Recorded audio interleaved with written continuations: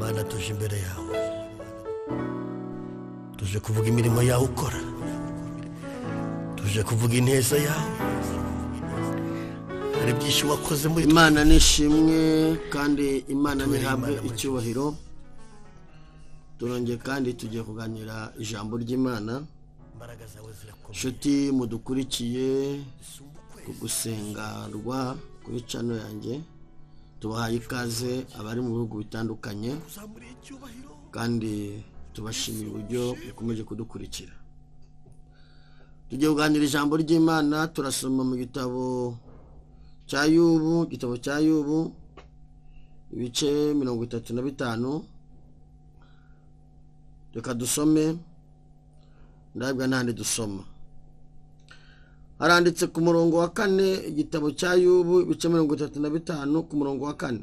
Haranditse ngo ngiye kugusubiza wowe n'abagenzi bawe.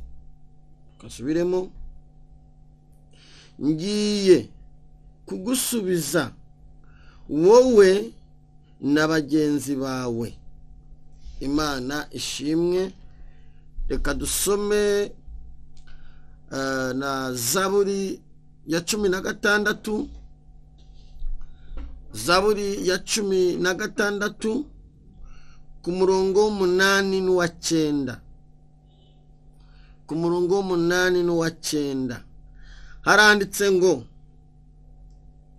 nashize Uwiteka imbere yanjye iteka, kuko ari iburyo bwanjye sinzanyeganyezwa.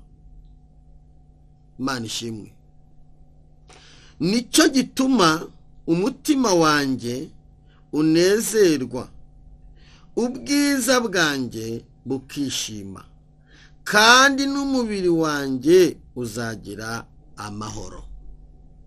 Ndasubiramo, nashize Uwiteka imbere yanjye iteka, kuko ari iburyo bwanjye sinzanyeganyezwa.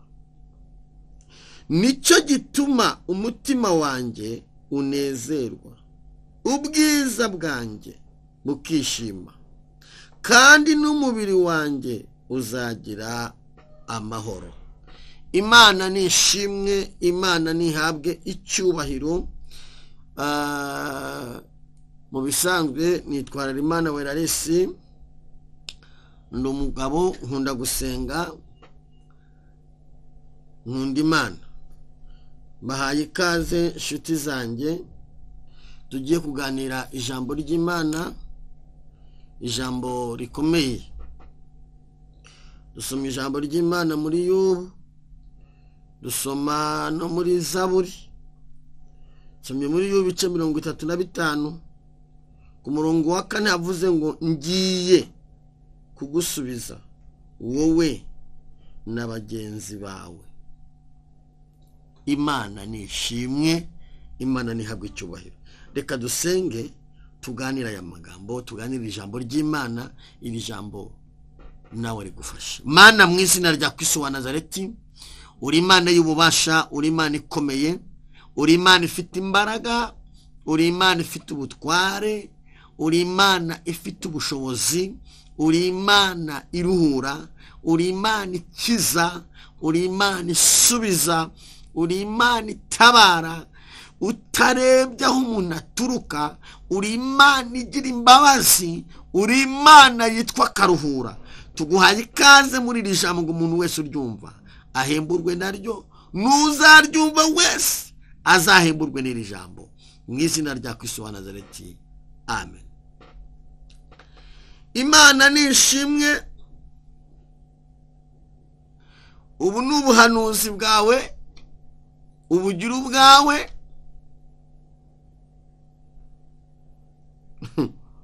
Ngiye. Abantu benshi tuzi inkuru za Yobu, abantu benshi barazizi, sizo shaka kuvugaho. Oya, ariko dusomye ijambo rivuga ngo ngiye kugusubiza wowe n'abagenzi bawe. Imana ishimwe. Imana ntihabwe icyubahiro. Ubundi ninde usubizwa? Umuntu asubizwa yarageragejwe. Ntabwo ushobora gusubizwa utabanje kugeragezwa. Ntiwasubizwa utabanje guca mu bigeragezo, ntibishoboka. Urabanza ugaca mu bigeragezo, ugaca mu bikomeye, ugaca mu mahwa, ugaca mu magambo, abantu bakagukuraho ukuboko, ariko hariho ubutabazi buzaza ku buzima bwawe. Imana ishimwe. Kuko usomye Yobu yarageragezwe, kandi ntujye ngo Yobu yageragezwe afite ibyaha. Nta byaha Yobu yari afite, ntabyo. Nta byari bihari. Ni ishyari gusa ry'abadayimoni ryahagurutse. Shitani mugira ishyari, imaze kumugira ishyari iramusaba. Ariko Imana ishimwe ko hirya y'umubabaro haba hariho gutabarwa kw'Imana. Haba hariho gutabara kw'Imana. Hirya y'umubabaro, hirya y'imisozi, hirya y'ibigeragezo, hirya y'ibyago n'amakuba, haba hariho gutabara kw'Imana. Imana nishimwe, Imana ntihabwe icyubahiro. Kuko urebye Yobu uburyo yageragezwe, simamye ko hari umuntu wari wageragezwa kugera hayo. Icyo kora hari igihe umuntu aca mu bigeragezo ugasanga arimo abwira ko Imana ngo ibigeragezo byanjye byarenze ibya Yobu. Ariko Yobu yarageragezwe bikomeye. Yarageragezwe ubutunzi burashira. Yarageragezwe abana barapfa. Yarageragezwe amashyo y'inka mushiraho. Yarageragezwe birakomera. Arageragezwa bikomeye. Imana ariko yari ifite gahunda kwizamusubiza, kizongera ikamukuraho igisuzuguriro, ikongera ikamukura mu butayu umuntu yari arimo, yari atuyemo. Yarageragezwe bigera naho umugore amwihakana ngo tukiyo Mana wipfire. Yarageragezwe inshuti zimuvaho, abavandimwe bamuvaho. Reka nkubwire, iyo umuntu akize abantu agira inshuti nyinshi. Umuntu wese yakize agira inshuti. Umuntu wese wamaze gukomera agira inshuti. Umuntu wese wamaze kugira ubushobozi, inshuti ziraza. N'abatari inshuti zawe uwo munsi, uwo munsi rwose nabo baravuga ati kabisa twese turakwemera. Numva iyo umuntu amateka yahindutse, iyo umuntu Imana yamukuyeho ikimwaro, iyo umuntu Imana yamukuyeho uruzerero, umva abantu bakujugunye iriya hirya bakakujugunya mu cyaro cyangwa bakakujugunya ahantu wari uzi ko umuntu ageragezwa, abantu bakamukura ku rutonde rwo mu muryango. Wari uwo mu umuryango waba urimo barakize, wowe uri umukene warangiritse, bakakwihakana. Bakakwihakana bakavuga ko batakuzi. Hanyuma Imana yamara kugutabara, inshuti yanjye, uhita ujya kwibera. Ariko Uwiteka we, ntabwo mbizi, sinzi umuntu, ntabwo nzari bangahe, sinzi, ariko ndi umuhanuzi buze muri kano kanya. Umwuka w'Imana mbwa ko hari abantu ijuru ugiye gutabara. Imana ishimwe. Umuntu arageragezwa, urageragezwa no mu rusengero, usengera bakakwibagirwa. Urageragezwa nawe mwiganye bakakwibagirwa. Urageragezwa ntumenyekane, ugasigarana n'umugabo bita Yesu Kristo. Imana Data n'Umwana n'Umwuka Wera nibo musigarana mu bibazo, mu bigeragezo. Ariko ibigeragezo umukristo acamo, ibigerageza umukristo acamo uko byaba bimeze kose, haba harimo ishimwe rivuga ngo nzamuremera ishimwe. Mu mutima we yumva aguwe neza. mu bigeragezo umuntu acamo, mu ntambara umuntu acamo. Urazi kuntu Yobu yarageragejwe, iyo yarageragejwe, abantu bakavuga ati ntabwo yasengaga, abantu bakavuga ati yarabeshaga, ntabwo yasengaga. Ibigeragezo ntabwo ibigeragezo byose bigera ku muntu ari uko aba ari mu gihano. Hari ibigeragezo Imana yemera ko bigera ku muntu kubera kuri inshuti y'Imana. Ngo umenyeshe ko hari ibigeragezo bya karande, hari ibigeragezo bizanwa n'abakwanga, hari ibigeragezo bizanwa n'amarozi, hari n'iby'Imana yemera ko bikugeraho kubera urukundo Imana igukunda. Nabyo bijya bibaho. Ibi bya Yobu, ibi ngibi bya Yobu ni ibigeragezo bivuye mu rukundo rw'Imana, mu rukundo Imana ikunda Yobu. Ni ibigeragezo Imana yemeye ko bimugeraho, kuko kugira ngo Imana ibyemere habayeho ikiganiro. Shitani n'Imana baraganira, wabonye umukiranutsi wanjye nkunda udasanzwe Majimaka. Nk'uko ibigeragezo bikuriho bari kukujyaho impaka, nabyo biravuna. Yobu yarageragezwe kubera gukunda Imana, arageragezwa. Iyo ukunda Imana ntiwibwire ko utazageragezwa, uzageragezwa. Ariko icyo usabwa ni uguhagarara mu bigeragezo neza kugeza igihe Imana ivuga ngo mwana wanjye uranesheje. Niho dusomye ijambo rivuze ngo ngiye kugusubiza hamwe n'abagenzi bawe. La dewaya, ngiye kugusubiza hamwe n'abagenzi bawe. Imibabaro umuntu acamo, ubutayu umuntu acamo, intambara ucamo, amakuba ucamo, ntibigutera ubwoba. Kandi ntugire ngo Imana yaragutaye, ntugire ngo Imana yarakujugunye. Ntabwo Imana yakujugunye, ahubwo Imana iragira ngo uzabone abantu benshi bazagufasha kuvuga ngo ni ukuri yakoreye Imana, yavugiye Imana. Ibigeragezo iyo Yesu aze bimera amatwi bigahunga. Imana ishimwe. Ibya Yobu byavuyeho birashira, Imana irongera imukubira kabiri. Imana ishimwe. Kubyo yari yaratakaje, ibyo byari byaragiye, abana baragiye, ibintu byose byarashize, ijuru ryaramukubiye rimukubira kabiri, rirakuba. Umva wowe unkurikiye, wowe ubabaye, wowe uri gusakuruza uvuga ngo Imana ntabwo Imana yaraguta. Ntabwo Imana yaguta,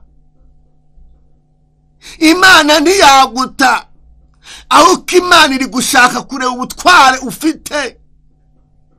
Imana ntabwo irebera umuntu urukundo. Imana urukundo umuntu akunda Imana, akenshi Imana ikunda kurureba mu butware ugize, mu bibazo urimo, uburyo uhamije Kristo, uburyo uhamije Kristo uri mu bibazo, uburyo uhamije Kristo uri mu bukene, uburyo uhamije Kristo ufite ijipo imwe, uburyo uhamya Kristo ufite ipantaro imwe, uburyo uhamya Kristo wabuze aho urara, uburyo uhamya Kristo uri mu mafaranga wicaye kuri gishe uri kuyareba.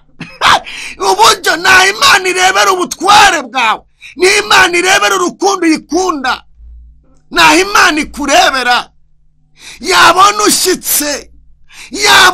ushyitse igakora muri papa agira amakontineri. Uyu papa twakurikiye agira kontineri zirimo ibisubizo by'abubaha Imana.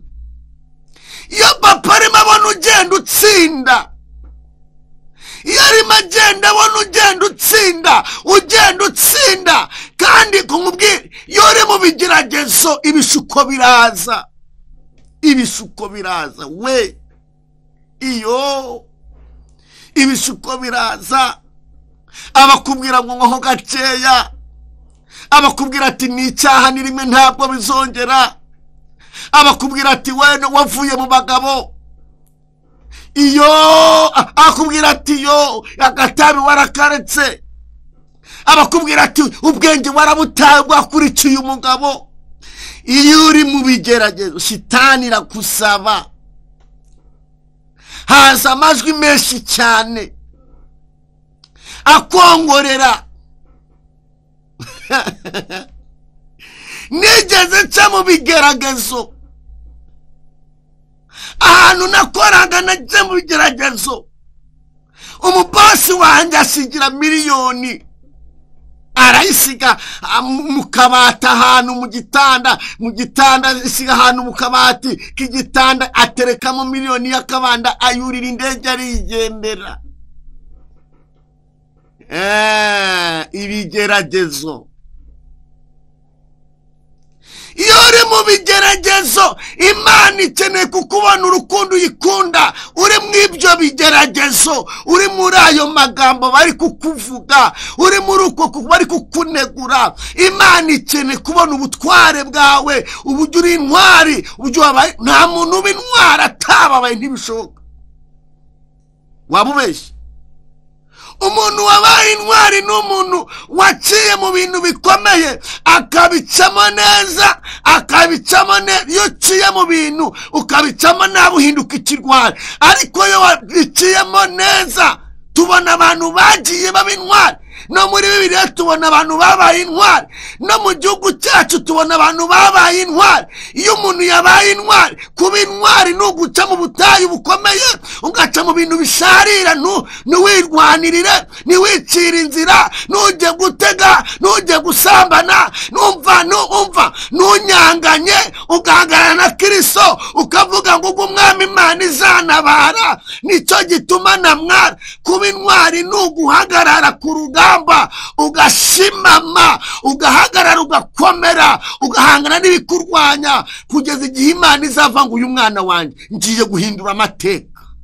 Lelela sinimo. Ikintu kibabaje gikomeye, abantu benshi mugakiza kuba intwari byananiranye. Araguhamagara ngo munishe amafaranga ndaguha mu gitondo, ukabura yahebye. Intwari Yobu yahagararanye na Kristo, ahagarara ku ijambo, ahagarara ku gakiza, ahagararana n'Imana, ntiyakangwa n'ubuzima.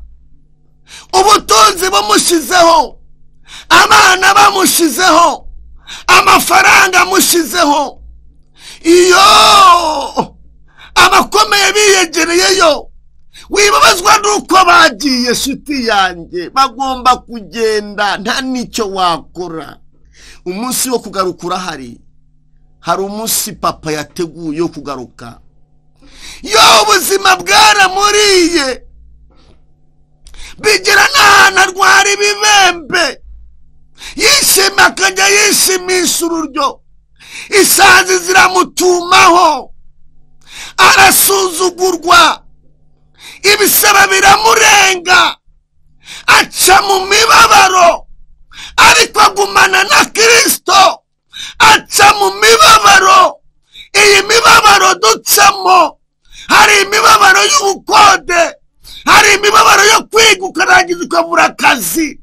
Iyi mibabaro Yesu ajya yirangiza. Dane wala sinima. Imana ishimwe. Yobu yaciye mu mibabaro, bigira naho umugore avuga ngo ituka Imana wipfire. Iyo mama, ihanganira icyo kigeragezo, hari data ugiye kugusubiza. Ihangana. Imana ishimwe, Imana ihabwa icyubahiro. Imibabaro, duca mu mibabaro. Iyo uri umukristo uca mu mibabaro, waca mu mibabaro ukabura n'imyenda yo kwambara, warwubaka ugasanga ni imibabaro. Ntiwibwire ko Imana yagutaye hejuru y'ibyo bikurwanya. Birashoboka ko byakurwanya ari byo bakuroze, birashoboka ko byakurwanya ari byo warenze, birashoboka ko byazanye n'umugambi w'Imana, Imana ikemera kuyicamo. Ariko icyo nkundira Imana danira sinimo nukwigira imbabazi, nukwigira ngo ngiye kugusubiza, ngiye kugusubiza, ngiye kugusubiza. Akira ubuhanuzi n'ubwawe, ngiye kugusubiza. Imibabaro igituma umuntu yiyahura. Tubona abantu biyahura kubera imibabaro. Imibabaro ituma umuntu yiyahuza ibiyobyabwenge atazi taba atazi urumogi kubera imibabaro. Umuntu akabona ko isi yamuguyeho akiyahuza inzoga, akiyahuza ibiyobyabwenge, agapfa agapfuka. Ariko ndakubwira ngo shimama, uhagarare kigabo, uhagarare na Kristo muri iyo mibabaro. Hirya y'imibabaro hariho Kristo usubiza umuntu. Nta muntu wambara amapeti atayakoreye.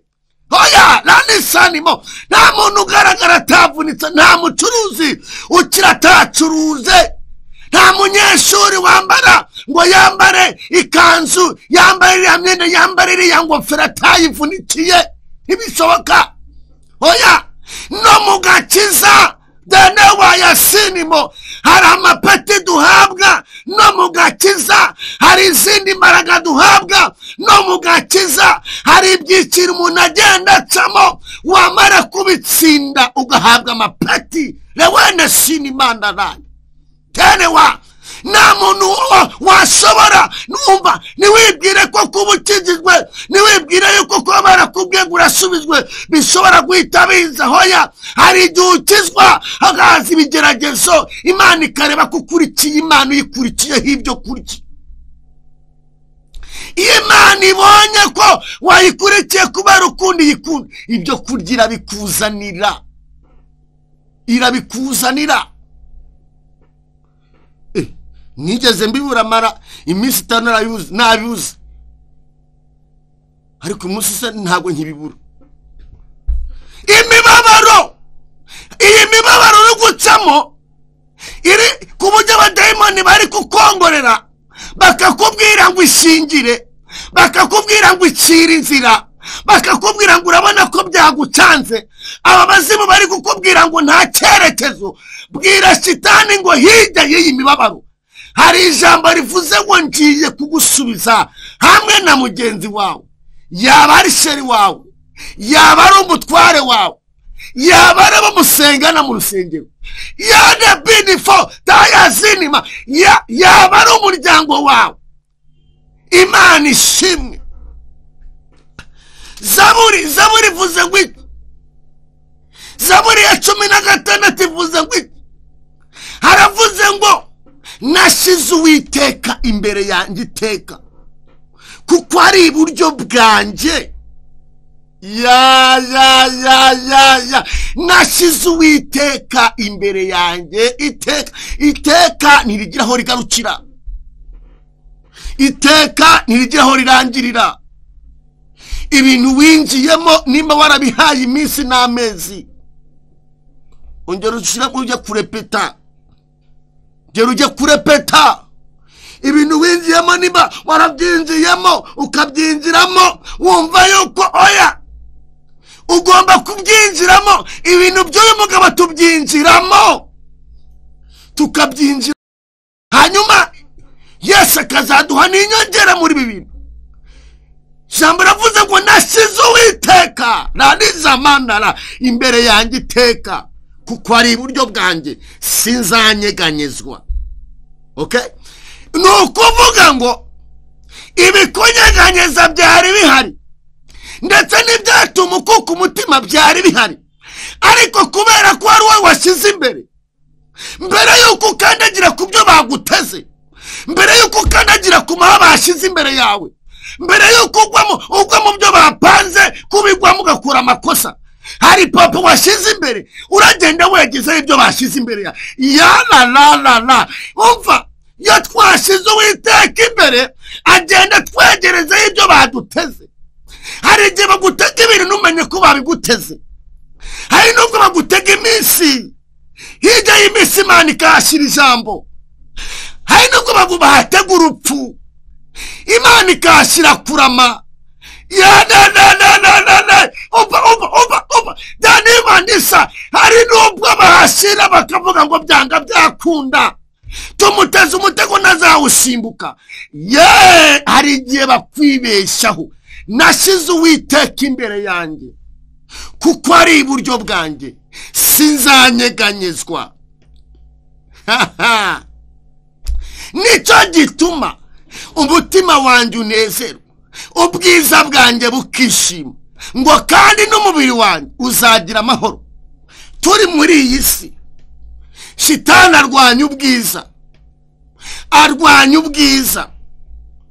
Iyo mama we mushiki wanjye wagize ngo nuzi kwisiga se, wagize ngo nuzi kwambara neza, nta n'umuntu wakurusha kwambara, ariko umenye ko abazimu bajya barwanya umuntu, bakarwanya ubwiza bwe, bakarwanya ubwiza, bakakurwanya. ariko iyo washyize Uwiteka imbere birangira n'ubundi winjiye mu itente muri big itatu ukicara n'ubundi babandi n'ubundi bakaza kubireba. Imana nishimwe iyo twashyize Uwiteka imbere ngo n'umubiri wanyu uzagira amahoro menshi. Amahoro iyo bakohereza amahembe, amahoro. hari afande w'ijuru washize imbere bakohereza amahembe akayafatira hariya akavuga ngo akira amahoro ndayaguhaye. la bakohereza inkuba akavuga ngo akira amahoro ndayaguhaye. bakohereza uruzerero akavuga ngo akira nguhaye kubaho mwana wanjye, n'umubiri wanjye uzagira amahoro. Imana ishimwe. Dene wayasinimo iyo twashyize Uwiteka imbere, Uwiteka tubera umucyo, Uwiteka tubera urumuri, Uwiteka twereka inzira. abari muri iyi nzira washyize Uwiteka imbere ntabwo uzayoba, ubugingo uzabubona. kandi muri ubu buzima hari impinduka uzagira, ari mu muryango wawe uzaba umucyo. Nushira Uwiteka imbere uzamurikira igihugu, uzamurikira umuryango wawe, bose bazabyungukiramo. Nushira Uwiteka imbere uzagira abamumva nimwe batageze. Nushira Uwiteka imbere uzagera kure. Imana ishimwe. Gushira Uwiteka imbere ukamushyira iburyo, warangiza ukarya uryama ukiyorosa, za nyamunyoni zatambuka Yesu akazi gukubitira, bakohereza imiserebanya agakubita, bakohereza amahembe agakubita, maze twebwe turaryama tugasinzira, we ntasinzira. Ayiga data, twebwe turaryama tugasinzira, ariko Yesu ntasinzira. twe tugenda mu modoka wakagenda imbere y'amapine avuga ngo nzakujya imbere ahantu hataringaniye nzaharinganiza. Imana ishimwe. ntabwo asinzira, atubereye maso, abereye maso abashumba, abereye maso abanyamasengesho, abereye maso abanyempano, abereye maso abavuga butumwa, abereye maso umurimo w'Imana, abereye maso igihugu cyacu. iyo upfa Donimandita intego yacu ni ugushyira Uwiteka imbere akadukubitira ibyo tutabasha kureba kuko biba bihari.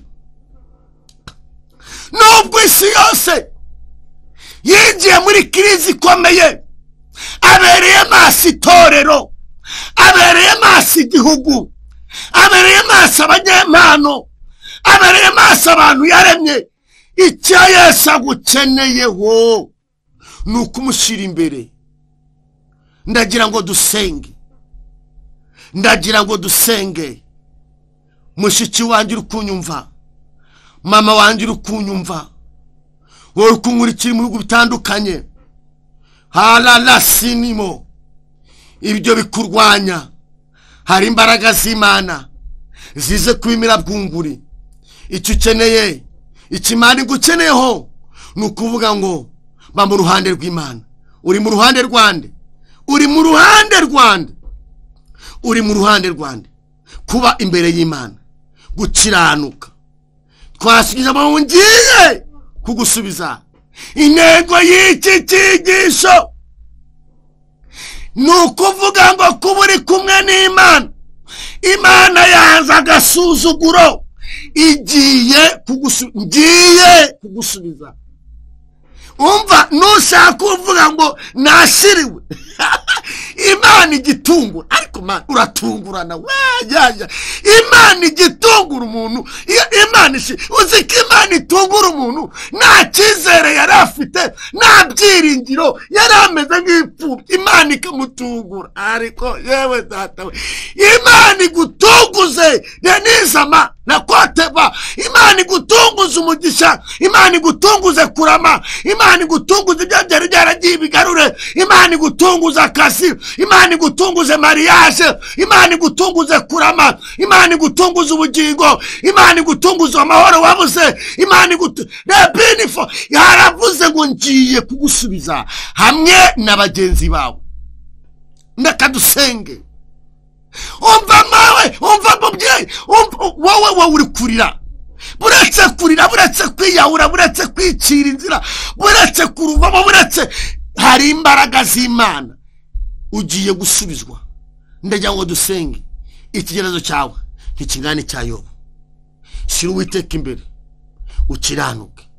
Ndagira ngo wongurikiranye muri kano kanya, wapfuka amahuri, wahansenga ugenda, ariko ubwira Imana ngo ngushimiye yuko imibabaro yanjye, agahinda kanjye, ibitutsi nkorana, umubabaro ufite, nabuze icyerekezo, nabuze hepfo no haruguru, ngushimiye ko ugiye kunsubiza. Mana, mu izina rya Kristo wa Nazareti, uri Imana y'ububasha, uri Imana itabara.